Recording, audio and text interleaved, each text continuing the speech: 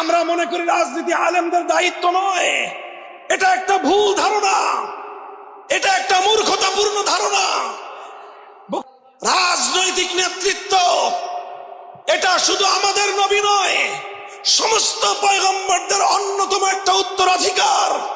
যারা নিজেদেরকে আম্বিয়ায়ে কেরামের উত্তরাধিকার বলে আমরা বিশ্বাস করি, যারা আমরা নায়েবে নবী হিসেবে নিজেদেরকে পরিচয় দিতে গর্ববোধ করি, যারা ওয়ারাসাতুল আম্বিয়া হিসেবে উলামায়ে কেরামকে মান্য করি, সকলের জন্য একই কথা। আম্বিয়ায়ে কেরামের বিরাসত, আম্বিয়ায়ে কেরামের উত্তরাধিকারের মধ্যে অন্যতম গুরুত্বপূর্ণ একটা পার্ট হলো রাজনৈতিক নেতৃত্ব। আর একটা হাদিস আমি বলি, আলোচনা শেষ করে দিব। বুখারী শরীফের হাদিস, মুসলিম শরীফ সহ সমস্ত হাদিসের কিতাবের মধ্যে হাদিসটি বর্ণিত হয়েছে। এজন্য বলতেছি কারণ রাজনীতি কথা শুনলেই আমরা অনেকে আমাদের মধ্যে সংকোচন সৃষ্টি হয়ে যায়। আমরা মনে করি রাজনীতি আলেমদের জন্য না, আমরা মনে করি রাজনীতি আলেমদের দায়িত্ব নয়।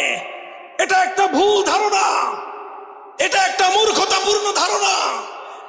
বুখারীর হাদিস, কানাত বানু ইসরাঈল তাসুসুহুমুল আম্বিয়া কুল্লামা হালাকা নাবিয়্যুন খালাফাহু আখার ওয়ালা নাবিয়্যা বাদি।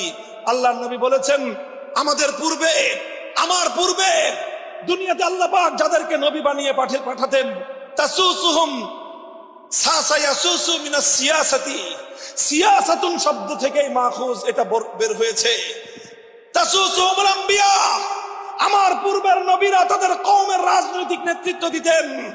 আম্বিয়ায়ে কেরাম শুধু ধর্মীয় নেতৃত্ব দিতেন না, যে আম্বিয়ায়ে কেরাম মসজিদে ইমামতের মাধ্যমে নামাজের নেতৃত্ব দিতেন, যে আম্বিয়ায়ে কেরাম উম্মতকে মাসালা শেখানোর মাধ্যমে তাদেরকে ধর্মীয় নেতৃত্ব দিতেন, যে আম্বিয়ায়ে কেরাম তালিমের মাধ্যমে শিক্ষার নেতৃত্ব দিতেন, যে আম্বিয়ায়ে কেরাম তাজকিয়ার মাধ্যমে খানকাহের নেতৃত্ব দিতেন, সেই আম্বিয়ায়ে কেরাম সিয়াসতের মাধ্যমে রাজনৈতিক নেতৃত্ব জাতিকে দিতেন। তাসুসুহুমুল আম্বিয়া শব্দটা সিয়াসাতুন থেকে এসেছে। সিয়াসাত শব্দের অর্থ কি বলেন? রাজনীতি। আম্বিয়ায়ে কেরাম রাজনৈতিক নেতৃত্ব দিতেন। কুল্লামা হালাকা নাবিয়্যুন খালাফাহু আখার, এক নবী চলে গেলে আরেক নবী আসতেন। এভাবে আস্তে আস্তে আমি সর্বশেষ নবী এসেছি এবং আল্লাহর পক্ষ থেকে মনোনীত সর্বশেষ রাজনৈতিক নেতৃত্বের দায়িত্ব পালনকারী হিসেবে আমি এসেছি।